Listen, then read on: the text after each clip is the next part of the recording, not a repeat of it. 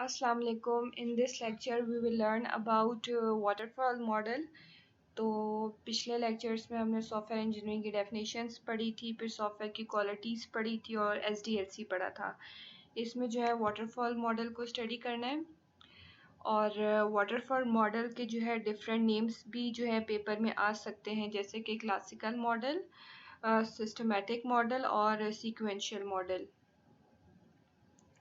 Waterfall model होता क्या है? It is one of the systematic and conventional model for the development of software.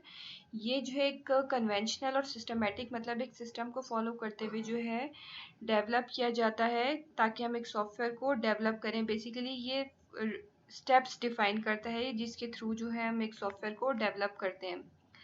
Waterfall model is a breakdown of project activities into linear sequential phases। इसमें जो linear sequential का मतलब है क्योंकि step by step phases जो है हम follow करते हैं, जिसको जो है linear sequential phase का नाम दिया है, where each phase depend on the deliverer of previous one and correspond to a specialization of task। इसका ये मतलब है कि इसमें जो है एक फेज जो है वो प्रीवियस फेज पर, पिछले फेज पर डिपेंड करता है उसके डिलीवरेबल पर।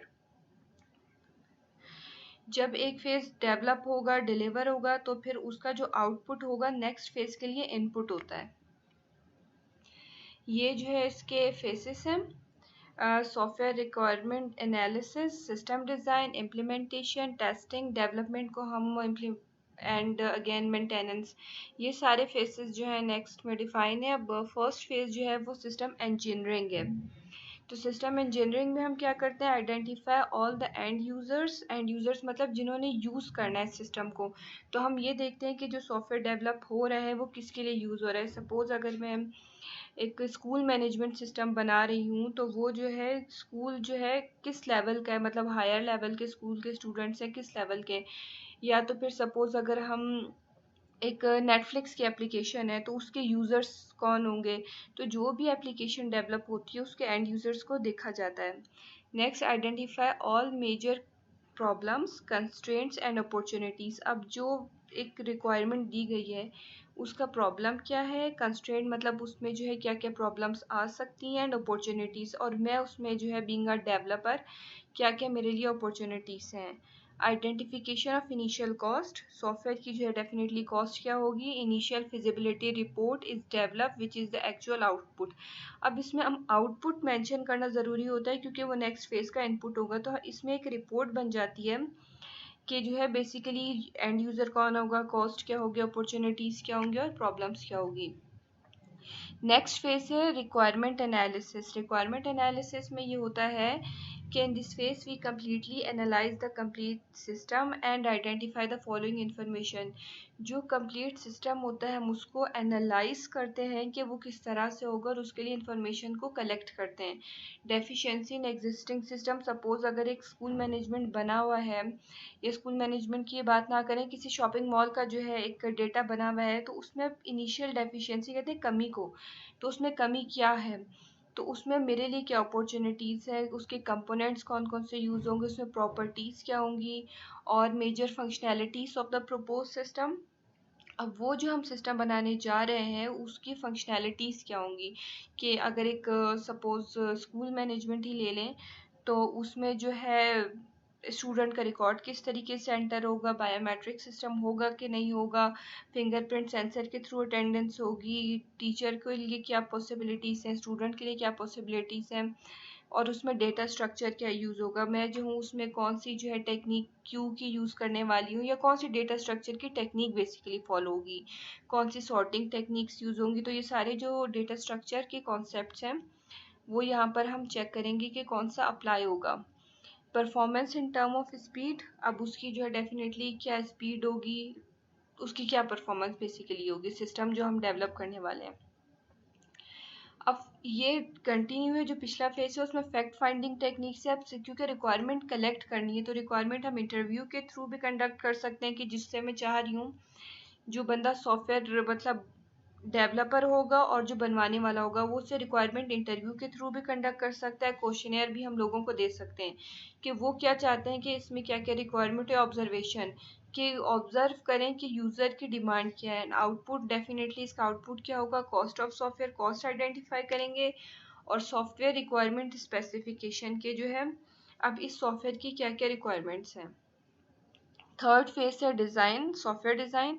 इस फेज में जो है हम एक्चुअल स्ट्रक्चर जो है सिस्टम का वो डिफाइन करते हैं। This system design help in specifying hardware, उसमें हार्डवेयर रिक्वायरमेंट डेफिनेटली क्या क्या होगी, being a developer and system requirement and help to define the overall system architecture. Basically पूरा का पूरा जो सिस्टम का आर्किटेक्चर होगा, सॉफ्टवेयर का आर्किटेक्चर होगा, वो हम सॉफ्टवेयर डिज़ाइन में आइडेंटिफाई करेंगे और इसका आउटपुट डेफिनेटली एक डिज़ाइन की रिपोर्ट बन जाएगी।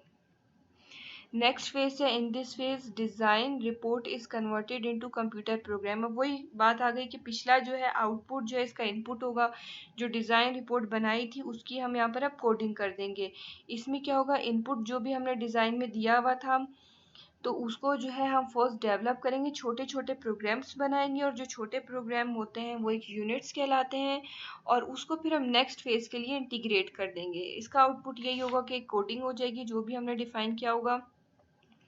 Next phase है testing. Testing in this process of executing a program with the intent of identifying different errors and facts of the program. जब कोडिंग हो गई तो ऑब्वियसली उसकी टेस्टिंग की जाएगी कि आपको इसमें एरर्स बग्स वगैरह तो नहीं है, तो उसको रिमूव किया जाएगा। फिर इम्प्लीमेंटेशन, जब टेस्टिंग के टाइम भी सारे एरर्स वगैरह रिमूव हो गए तो उसको प्रॉपर रियल टाइम मशीन्स में जो है इंस्टॉल्ड कर दिया जाता है। यूज़र को ट्रेन किया जाता है कि यूज़र जो है उसको यूज़ करके देखें।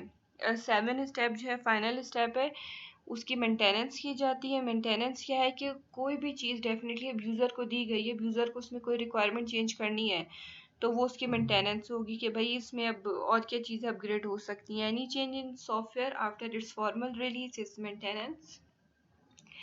इसके एडवांटेजेस ये हैं कि सिंपल और इजी टू यूज़ है, कोई डिफरेंट रिक्वायरमेंट्स नहीं है। Phases are processed and completed one at a time, जो प्रोसेस है वो एक बार ही कंप्लीट हो जाते हैं। Work well for small projects, ये छोटे प्रोजेक्ट्स के लिए बेहतर होता है क्योंकि इसमें रिक्वायरमेंट सारी समझी हुई होती हैं। क्लियरली डिफाइंड स्टेजेस, इसके सारे स्टेजेस जो हैं वो डिफाइन है, कोई मुश्किल स्टेज तो है नहीं जो हमने पीछे स्टडी किए हैं। वेल अंडरस्टूड माइलस्टोन है। इजी टू अरेंज टास्क, इसके जो टास्क हैं जो भी हमने काम डिफाइन करना है, सपोज इम्प्लीमेंटेशन, कोडिंग, रिक्वायरमेंट सब इजी है। Process and result are well documented, और इसका जो रिजल्ट वगैरह है उसकी डॉक्यूमेंटेशन अच्छे से की जाती है क्योंकि पहले जो इनपुट होगा किसी भी फेज का वो पिछले फेज का आउटपुट है। अब इसका डिसएडवांटेज क्या है कि ये high amount of risk and uncertainty. Risk इसके लिए क्यों है कि इसमें जो है इसमें हाई अमाउंट ऑफ रिस्क इसीलिए है क्योंकि आपको आउटपुट जो है मतलब बिल्कुल करेक्ट एक्यूरेसी के साथ चाहिए। ये जो है गुड नहीं है किसके लिए, complex and object oriented projects के लिए। जो ऑब्जेक्ट ओरिएंटेड मतलब जो हाई लेवल लैंग्वेजेस जिनके लिए यूज़ होती है उसके लिए सूटेबल नहीं है। Poor model for long projects, अगर कोई प्रोजेक्ट बहुत लंबा है तो उसके लिए भी करेक्ट नहीं है। Not suitable for project where requirement are moderate, जहाँ पर आपको रिक्वायरमेंट मॉडरेट मतलब कम है, रिक्वायरमेंट आपको पता ही नहीं है, कम है, तो वहाँ पर भी आप इसको यूज़ नहीं कर सकते। It is difficult to measure program within stages, आप जो है स्टेज के अंदर ही आप नहीं बता सकते कि आप जो है आगे का स्टेप जो है आपका करेक्ट होगा कि नहीं होगा जब तक वो स्टेज पूरा का पूरा कंप्लीट ना हो जाए। Can not accommodate changing requirements, अगर अब आपने एक स्टेप से नेक्स्ट स्टेप पर हम चले गए तो हम पिछले स्टेप पे जाकर उसके चेंजेस नहीं कर सकते, फिर उसके लिए यही है कि शुरू से मॉडल को स्टार्ट करना पड़ेगा, तो ये इसका डिसएडवांटेज है। इसकी एप्लीकेशन यही है कि जहाँ पर डॉक्यूमेंटेशन बहुत अच्छे से हुई हुई है, रिक्वायरमेंट्स क्लियर हैं और फिक्स हैं, हम यूज़ कर सकते हैं। Technology is understood and not dynamic, technology आपको पता है कि मैं क्या यूज़ करने वाली हूँ या करने वाला हूँ, तो हम उसमें जो है टेक्नोलॉजी यूज़ कर सकते हैं। मगर डायनेमिक, हाँ, अगर एक प्रोग्रामिंग लैंग्वेज है फिर उसको दूसरी लैंग्वेज के साथ उसको इंटीग्रेट करना है तो it's not suitable. There are no ambiguous requirement, और जब रिक्वायरमेंट आपको एम्बिगुअस ना हो, मतलब सारी रिक्वायरमेंट्स पता हो, थोड़ी बहुत भी अगर एम्बिगुअस कहते हैं डाउट हो किसी भी रिक्वायरमेंट में तो हम इसको यूज़ नहीं करेंगे, और प्रोजेक्ट शॉर्ट हो। अब इसके एक्सपेक्टेड क्वेश्चन एसडीएलसी जो पिछले लेक्चर में पढ़ा था पूछ सकते हैं वो क्या है, और उसके साथ वाटरफॉल मॉडल को डिस्कस करना है, या कह सकते हैं सीक्वेंशियल मॉडल, तो उसमें भी इसकी पूरी डिटेल बतानी होगी। और या तो वो पूछ सकते हैं वाटरफॉल मॉडल को बता दें, फिर ये पूरा एक्सप्लेन होगा और उसके advantages and disadvantages. Again number पे डिपेंड करता है, अगर 10 नंबर का हुआ तो उसके अकॉर्डिंग पेपर को अटेम्प्ट करना होगा, और अगर 20 मार्क्स में आता है तो उसके अकॉर्डिंगली इसको अटेम्प्ट करना होगा। या आगे जो हम मॉडल स्टडी करेंगे उसके साथ भी आ सकता है कि सपोज वाटरफॉल मॉडल और वी मॉडल को जो है उनका कंपैरिजन बता दें, तो वो मॉडल्स फिर जो आगे स्टडी होंगे तो उसको उसके साथ भी मतलब साथ लेकर चलना होगा जितने भी मॉडल्स हम फर्दर स्टडी करेंगे। That's all for today. Thank you.